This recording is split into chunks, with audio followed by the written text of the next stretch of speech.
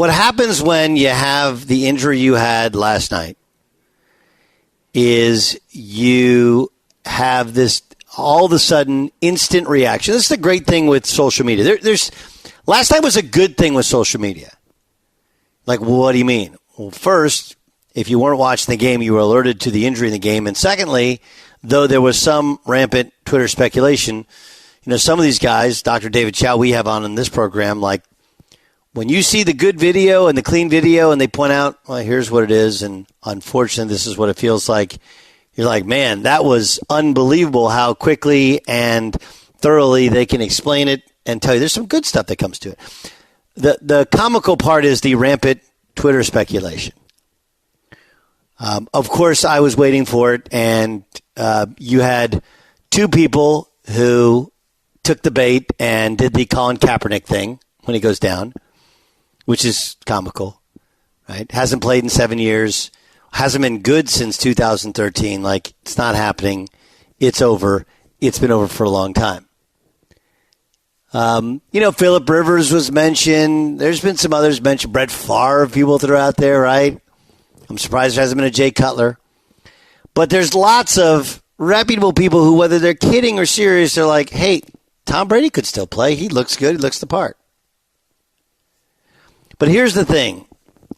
In addition to the fact that I believe Tom Brady is retired. Right? Like, he did it. He won. He proved his point. He got some extra money. He showed he could win outside of Belichick. Like, he won. And he got out with all his faculties. Okay? Lost his marriage, won the Super Bowl. And I don't really know if there's as much correlation between the two as some would believe. But I think that people are just the idea of playing for the Jets is an impossibility. It will never happen.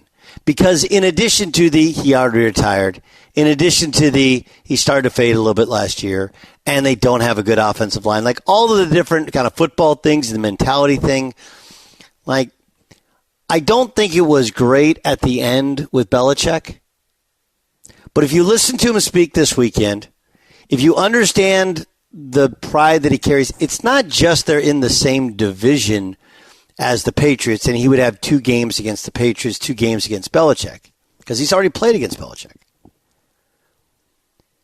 Anybody but the Jets. Right? Remember, Belichick hates the Jets. Just remember that? Remember his time as a head coach of the Jets?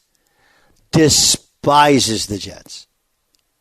And, of course, he's super close with Robert Kraft, and I think there's, whether it's rivalry or distaste, it's not like the organization or the ownership likes the Jets, but no matter how he felt at the end about playing for Belichick, I think there's still a very deserved and honest amount of respect for who he played for, how he used him, how he treated him, and all the success they had together.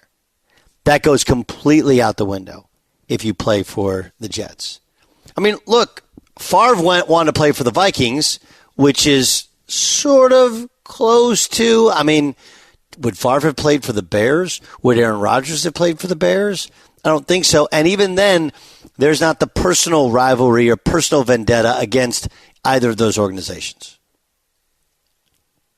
So what you have when people say, oh, well, he's Tom Brady. That to me, oftentimes, is the greatest indicator for somebody who is either messing around or, more importantly, really, really doesn't know the sport. It was when LeBron James was in Cleveland and before he left for the Lakers, there was some speculation of other teams. And I remember there was a couple people in the business who were like, well, what about the Spurs?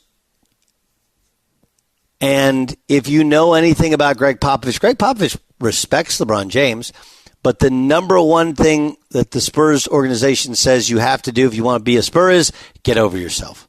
LeBron James, great player. All-time great. No off-the-court issues. Wants to work, wants to compete, wants to win. But he's not over himself. Not in any way. If you thought he was, watch the barbershop where he talks about, hey, this is the moment I knew I was the best player ever. So it may sound like why not Tom Brady? Come in, win a Super Bowl with the Jets, stick it to the Patriots. Like, he didn't really want to stick it to the Patriots. Remember, he went to Tampa. He went to the NFC. Stayed away from that. I'm going to stay away from all that. Because you have an incredible and indelible legacy, and it will still be there, but they just had Tom Brady Day, and it's anybody but the Jets. And I think everyone has that at some point in life, where it's a place that you can, hey, we can break up, but you can't date him. You can leave this job, but you can't go there. You can sell this car, but are you really going to buy that car? Right? Just certain things that you can't really do.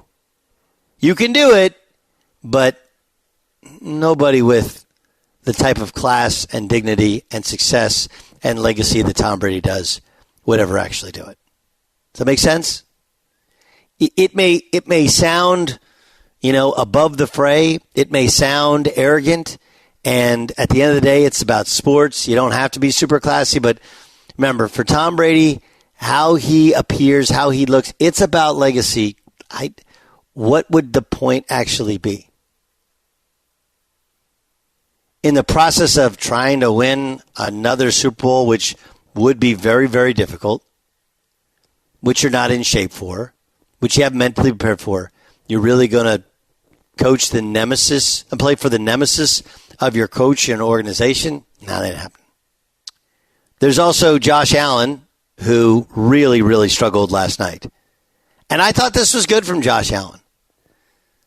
First part, what is it? The first thing to solving a problem is admitting you have a problem. Here's Josh Allen last night in his own performance. Josh, the 4 turnovers, was that something that they did, or is that just you maybe forcing the ball, trying to force the ball on a little bit? Yeah, trying to force the ball.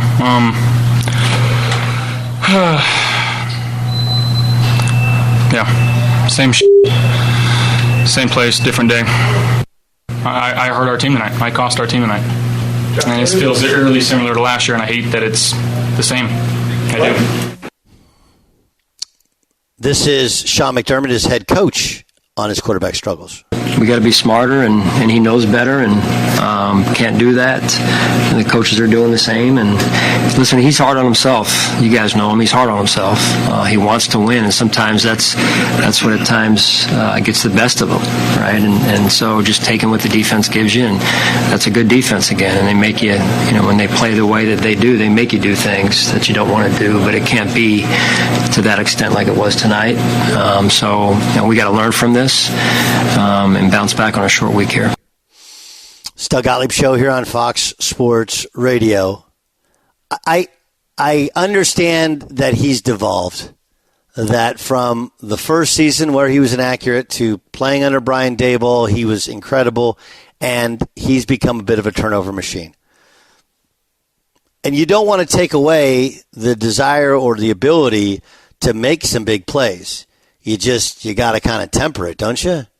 You really do.